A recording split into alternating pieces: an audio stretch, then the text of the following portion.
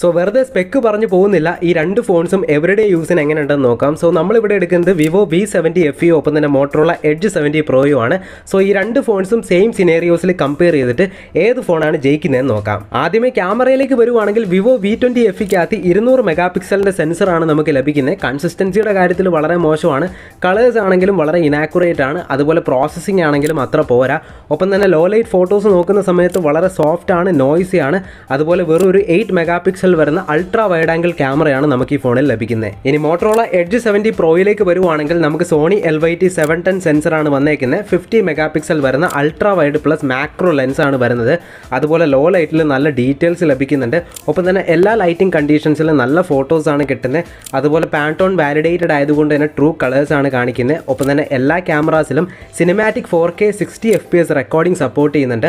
അതുപോലെ AI zero shutter lag, turbo fusion, night vision, dynamic noise reduction പോലുള്ള ഫീച്ചേഴ്സും വരുന്നുണ്ട്. അതുകൊണ്ട് തന്നെ ഇതൊരു പവർഫുൾ നൈറ്റ് ഫോട്ടോഗ്രാഫി ഫോണാണ്. ഇനി ഡിസൈൻ പെർസ്പെക്റ്റീവിലേക്ക് വരുവാണെങ്കിൽ വിവോ V70 FEക്കകത്ത് നമുക്ക് 7.59 മില്ലിമീറ്റേഴ്സിന്റെ തിക്നെസ് ആണ് ലഭിക്കുന്നത്. പക്ഷേ പ്ലാസ്റ്റിക് ബാക്ക് വരുന്നതുകൊണ്ട് തന്നെ നമുക്ക് ആ ഒരു പ്രീമിയം ഫീൽ അവിടെ നഷ്ടപ്പെടുന്നുണ്ട്. പക്ഷേ മോട്ടറോള എഡ്ജ് 70 പ്രോയിലേക്ക് വരുവാണെങ്കിൽ 6.99 മില്ലിമീറ്റേഴ്സ് മാത്രമാണ് തിക്നെസ് വരുന്നത്. അതുകൊണ്ട് തന്നെ ഒരു ഫ്ലാഗ്ഷിപ്പ് ലൈക്ക് എക്സ്പീരിയൻസ് ആണ് ലഭിക്കുന്നത്.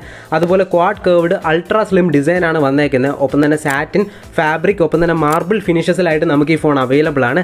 അതുപോലെ കോർണിംഗ് ഗൊറില്ല ഗ്ലാസ് 7i പ്രൊട്ടക്ഷനും വരുന്നുണ്ട്. ഇനി ഡിസ്പ്ലേയിലേക്ക് വരുവാണെങ്കിൽ വിവോയിൽ നമുക്ക് 6.83 ഇഞ്ചസിന്റെ AMOLED ഡിസ്പ്ലേ ആണ് വന്നേക്കുന്നത്. ഡെയിലി യൂസിന് ഓക്കെ ആണ്, പക്ഷെ അത്ര കളർ ആക്യുറേറ്റ് ഒന്നും അല്ല. അതുപോലെ തന്നെ പീക്ക് ബ്രൈറ്റ്നസും കമ്പാരിറ്റീവ്ലി കുറവാണ്. പക്ഷേ മോട്ടറോള എഡ്ജ് 70 പ്രോയിലേക്ക് വരുവാണെങ്കിൽ ഒരു കർവ്ഡ് ഡിസ്പ്ലേ ആണ് വന്നേക്കുന്നത്. 6.8 ഇഞ്ചസിന്റെ 1.5K റെസൊല്യൂഷൻ സപ്പോർട്ട് ചെയ്യുന്ന ഒരു എക്സ്ട്രീം AMOLED ഡിസ്പ്ലേ ആണ് വന്നേക്കുന്നത്. 144 ഹെർട്സിന്റെ റിഫ്രഷ് റേറ്റ് സപ്പോർട്ട് ചെയ്യുന്നുണ്ട്. പാൻടോൺ വാലിഡേഷൻ വരുന്നുണ്ട്. അതുപോലെ തന്നെ 5200 നിറ്റ്സിന്റെ പീക്ക് ബ്രൈറ്റ്നസ് വരുന്നുണ്ട്. ഒപ്പം തന്നെ ഇമേഴ്സീവ് എക്സ്പീരിയൻസിന് വേണ്ടി HDR10+ സപ്പോർട്ട് ചെയ്യുന്നുണ്ട്. ഇനി പെർഫോമൻസ് നോക്കുകയാണെങ്കിൽ വിവോയിൽ നമുക്ക് MediaTek Dimensity 7360 ടർബോ പ്രോസസ്സറാണ് വന്നേക്കുന്നത്. 2.5 GHzൻ്റെതാണ് ക്ലോക്ക് സ്പീഡ് വരുന്നത്. റെഗുലർ യൂസിന് ഓക്കെയാണ്, പക്ഷേ ഹെവി യൂസിന് അത്ര പോരാ. പക്ഷേ മോട്ടറോള എഡ്ജ് 70 പ്രോയിലേക്ക് വരുവാണെങ്കിൽ MediaTek Dimensity 8500 എക്സ്ട്രീം എന്ന് പറയുന്ന പ്രോസസ്സറാണ് വന്നേക്കുന്നത്. 3.4 GHzൻ്റെതാണ് ക്ലോക്ക് സ്പീഡ് വരുന്നത്. ലോങ്ങർ സെഷൻസിലാണെങ്കിലും മൾട്ടി ടാസ്കിങ്ങിൻ്റെ കാര്യത്തിലാണെങ്കിലും വളരെ കൺസിസ്റ്റൻ്റ് ആയിട്ടുള്ള സ്റ്റേബിൾ ആയിട്ടുള്ള പെർഫോമൻസ് ആണ് ലഭിക്കുന്നത്.